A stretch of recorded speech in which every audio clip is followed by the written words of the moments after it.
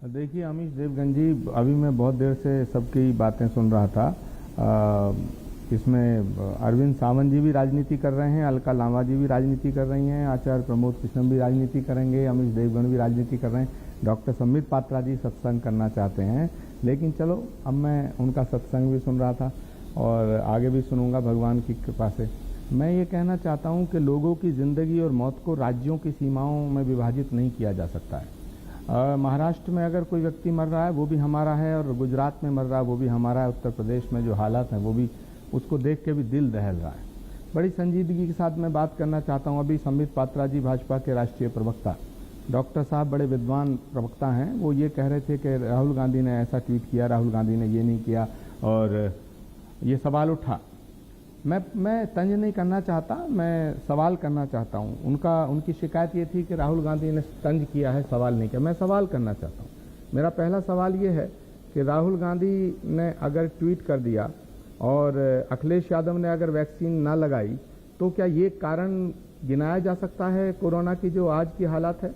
क्या अगर राहुल गांधी सपोर्ट कर देते और अखिलेश यादव वैक्सीन लगा लेते, तो क्या ये कोरोना से जो हाहाकार मच रहा है वो खत्म हो गया होता? दूसरा सवाल है कि जिस समय मैं अभी टेलीविजन पे सुन रहा था आईसीएमआर के कुछ लोगों को और डॉक्टर्स को, उन्होंने कहा कि सरकार को बता दिया था कि दूसरी लहर जरूर आएगी।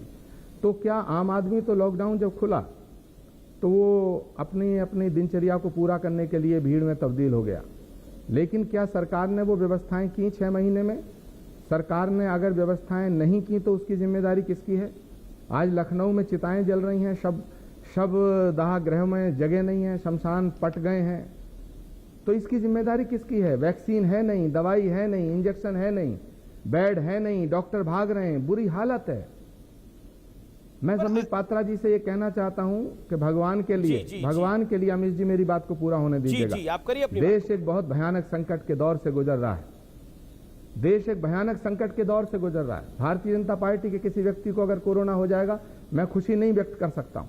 अगर उनके घर में मातम होगा, मैं खुशी नहीं व्यक्त कर सकता हूं।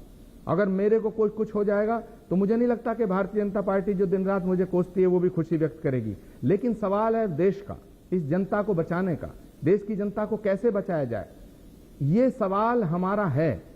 और ये सवाल का जवाब डॉक्टर संबित पात्रा जी और सरकार को देना पड़ेगा कि 6 महीने में जो ये वक्त मिला, इसमें तैयारी क्यों नहीं की गई? बेड क्यों नहीं बढ़ाए गए? वैक्सीनेशन की जो बात आप कर रहे हैं, हमने स्वागत किया, मैंने खुद वैक्सीन ली है। आपने दीपक जलाने की बात करी, ठीक है, कुछ लोगों को सहमति नहीं थी, असहमति थी, लेकिन हमने तो दिया भी जलाया, हमने घंटी भी बजाई, हम अब भी बजाएंगे। मगर मेरे सवाल ये हैं कि जिन हालात में देश में लॉकडाउन हुआ और फिर जिन हालातों में लॉकडाउन नहीं हुआ, उनके बीच में जो समय मिला, उस पर तैयारी क्यों नहीं की गई? तो इसकी जिम्मेदारी किसकी है? क्या सरकार को इसकी जिम्मेदारी नहीं लेनी चाहिए? संबित जी, मुझे जवाब चाहिए आप। जी ठीक है, संबित से आपने सवाल का जवाब मांगा। संबित, क्विकली जवाब दे दीजिएगा। मेरे साथ विश्वास सारंग भी काफी देर से जुड़े हुए हैं और अलका लांबा जी भी हैं। अब अपनी बात को रखिए संबित। संबित, क्या आपको लगता है कि आप भी दूसरे राज्यों को देख रहे हैं, आप अपने राज्यों को नहीं देख रहे? उत्तर प्रदेश नहीं देख रहे, जहां पर कानून मंत्री ब्रजेश पाठक ने चिट्ठी लिखी? राजधर्म का पालन तो वहां पे भी होता है। मैंने प्रश्न सुना है जी, और मैं विश्वास सारंग भाई से अनुमति लेकर, क्योंकि बहुत समय से वो वेट कर रहे हैं, मैं जल्दी से इन प्रश्नों का उत्तर रखता हूं। पहली बात तो है, बिल्कुल सही बात है, प्रश्न अगर हमसे नहीं पूछेंगे, सरकार से नहीं पूछेंगे, तो किससे पूछेंगे? मगर देखिए, चित भी मेरी पट भी मेरा, ऐसा नहीं हो सकता है। वैक्सीन के लिए आप कहेंगे कि कहीं ना कहीं वैक्सीन में खोट था, हम वैक्सीन नहीं लगाएंगे, और ये केवल तंज के रूप में नहीं कहा गया था। सरकारी नोटिफिकेशन निकाल करके पंजाब और छत्तीसगढ़ ने कोवैक्सीन की एंट्री बंद करा दी थी कि हम कोवैक्सीन लगाना नहीं चाहते। उस समय आपको अनुमान नहीं था कि आपके राज्य में भी सेकेंड वेव आएगा, और जब सेकेंड वेव आया तो आपने कहा कि हमें कोवैक्सीन भी दो, ज्यादा तादाद में दो। पहले आपने बैन किया, उसके बाद आपने गेट खोला। यह आपने किया कि नहीं, बताइए। महाराष्ट्र और अनेक राज्यों में कितना प्रतिशत वेस्टेज हुआ है, यह आप खुद देखिए। और जब एक मुख्यमंत्री, जो पूर्व मुख्यमंत्री, मैं आपको करेक्ट करना चाहूंगा, जो आप वेस्टेज की बात करें, 10% तक वेस्टेज केंद्र सरकार मानती है, उससे नीचे ही महाराष्ट्र में वेस्टेज हुआ, उससे ज्यादा नहीं हुआ। तो कहीं ना कहीं इन आंकड़ों में आपको अपने आप को दुरुस्त करना चाहिए। नहीं, सुनिए, वेस्टेज क्यों हुआ, मैं वही जवाब दे रहा था। जब एक सिटिंग मुख्यमंत्री बघेल जी या एक पूर्व मुख्यमंत्री अखिलेश जी या राहुल जी ये ट्वीट करते हैं कि वैक्सीन हम नहीं लेंगे, ये वैक्सीन नहीं, ये पानी है, मैं किसी भी कीमत पे वैक्सीन नहीं लगाऊंगा, तो वेस्टेज होगा ही। 45 साल के ऊपर के कई लोग नहीं लगाएंगे, क्योंकि उनको लगेगा कि अरे हमारा नेता कह रहा है, क्योंकि कुछ तो लोग इनके जानने वाले हैं ना, तो लोग तो मानेंगे कि हो सकता है शायद पानी ही लगा रहे हो, हम नहीं लगाएंगे। दूसरी बात इन्होंने सवाल पूछा कि लखनऊ में सेकेंड वेव इत्यादि। देखिए, ये लखनऊ की बात करेंगे, मैं गुजरात मैं महाराष्ट्र की बात करूंगा, ये उचित नहीं होगा। मगर सेकेंड वेव हुआ, हमने क्या तैयारी की? आप याद रखिए, ये वही देश है, 72 सालों तक एक भी पीपीई किट देश में नहीं बनता था। आज 20 लाख पीपीई किट प्रतिदिन बन रहे हैं। वही देश है जहां 72 सालों तक एक भी वेंटिलेटर नहीं बनता था। आज हम सेल्फ सफिशिएंट है वेंटिलेटर में। आज पूरे के पूरे टेस्टिंग हमारा देशी तरीके से देश में ही हम टेस्टिंग कर पा रहे हैं। करोड़ों टेस्टिंग प्रतिदिन हो पा रही है। ये सब किसने कर दिया? ये सब संभव हुआ हमारे कोरोना वॉरियर्स के कारण। ठीक है संबित, ठीक है संबित। हर चीज में आचार्य ji 30 second, then Vishwas Sarang and Alka Lamba. Okay Acharya ji 30 seconds.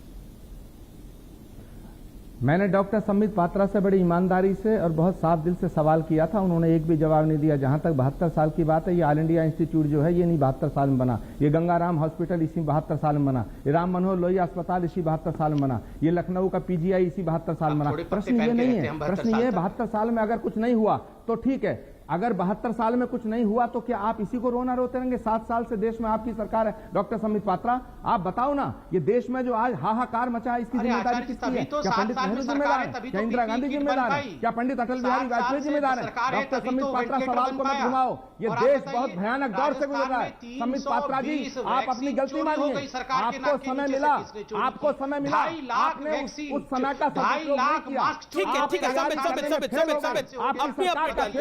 अपनी निवेदन स्वीकार कर लीजिए। सरकार फेल हो चुकी है। कोरोना को मैनेज करने में आपकी सरकार फेल हो चुकी है। कोरोना मैनेजमेंट पर आपकी सरकार फेल हो चुकी है। मैं सवाल कर रहा हूं, आचार्य जी, ये सरकार अगर फेल होगी, देखिए अगर ये सरकार फेल होगी तो ये देश फेल होगा। इस समय अगर सरकार फेल होगी तो देश फेल हो जाएगा। देश में लाखों लोगों की जानें चली जाएगी।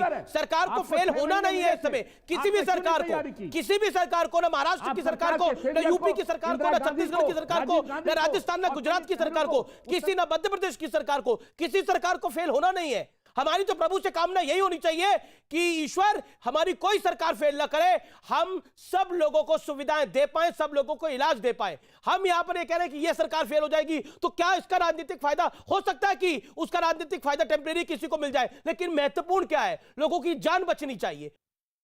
यह देश है हमारा। में हम रुकते हैं एक